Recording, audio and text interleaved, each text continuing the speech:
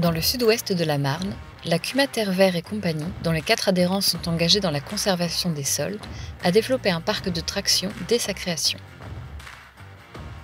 Ainsi, le groupe a investi en 2022 dans 2 tracteurs Valtra, un T235 et un T175.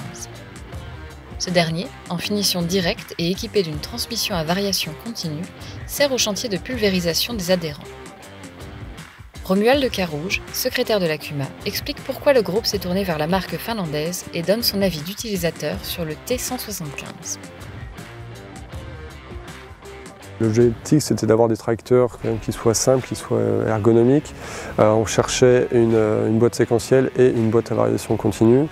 On a quand même mis un point d'honneur sur la relation client. Donc on a, par rapport à notre parcellaire, on s'étend sur une 40aine de kilomètres entre les adhérents. Et finalement, on avait une concession de part et d'autre.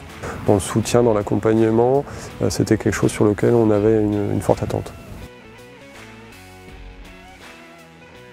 Alors c'est un tracteur pour le T175 qui a une bonne souplesse, une bonne réactivité en bout de champ, et ça on le doit beaucoup à son petit volant, hein. On doit sur un volant de 20-25-30 cm de diamètre, et on a l'impression d'être un peu dans une petite voiture de course, donc il y a un côté très facile à tourner le volant en tournière. Alors, on a un bon espace dans la cabine, hein. C'est pas non plus un salon, mais ça fait le job. Sur le poste de conduite, on apprécie globalement toutes les fonctionnalités qui sont à bout de doigt. Donc finalement, on a la main sur la coudoir et on a toutes les touches. Alors il faut bien penser à appuyer sur le bouton on-off avant d'engager les prises hydrauliques, sinon il ne se passe rien.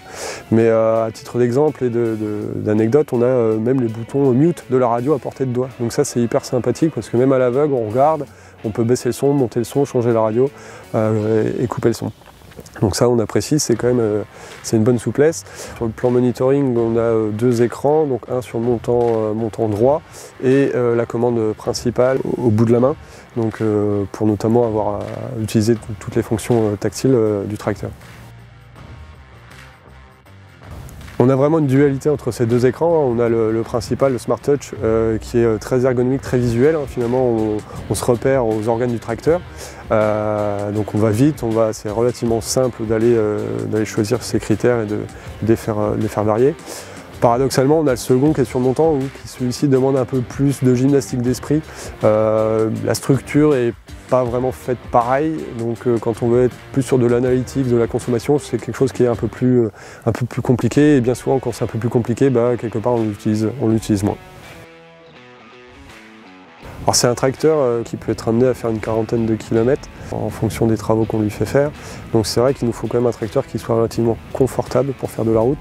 Et ça là-dessus, on peut dire qu'il fait plus que le job, hein. Là on a plutôt un tracteur qui maximise le confort. À l'inverse, on peut avoir il peut pêcher un peu aussi sur le côté dynamisme et moteur, hein. On est sur un tracteur que quand on l'attelle avec une bonne charge, notamment dans le pulvérisateur ou dans les côtes, faut être patient, du moins.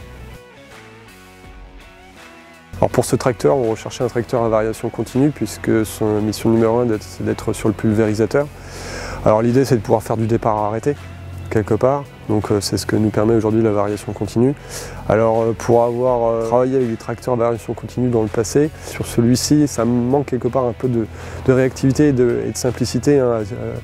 À simple titre, on a un tracteur qui a 4 gammes de vitesse versus une variation continue, donc ça déstabilise un petit peu la mise en route. On se dit pourquoi finalement 4 vitesses alors qu'on cherche juste un tracteur qui peut se conduire à la manette ou à la pédale. Donc ça peut être un peu perturbant. Voilà, je me rappelle quand même de la première prise en main où finalement je n'avais pas été spécialement formé, où j'en garde pas forcément un très bon souvenir, même si aujourd'hui je pourrais même pas me souvenir finalement de où ça pêchait parce que maintenant je l'ai tellement bien en main que voilà, cette problématique elle est complètement obsolète pour moi. Au final, après 3 ans et près de 1500 hectares de pulvérisation, la CUMA Terre Vert et compagnie est satisfaite de son tracteur Valtra T175 direct. En outre, selon Romuald Carouge, les 3 points forts principaux de ce tracteur sont d'abord son niveau de confort, avec de bonnes suspensions, de l'espace en cabine et une bonne insonorisation. Puis des commandes plutôt ergonomiques, avec notamment l'écran Smart Touch, simple à utiliser, et les boutons de la coudoir qui tombent bien sous la main, ainsi que l'agilité globale du tracteur.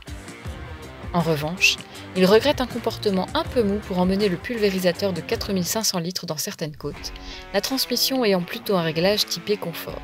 L'écran display, situé dans le montant avant droit de la cabine, lui semble aussi moins lisible et facile à l'usage que le Smart Touch. Enfin, la Kuma a rencontré quelques problèmes de connectivité Isobus entre le T175 et le pulvérisateur Verneland iX-Track T4.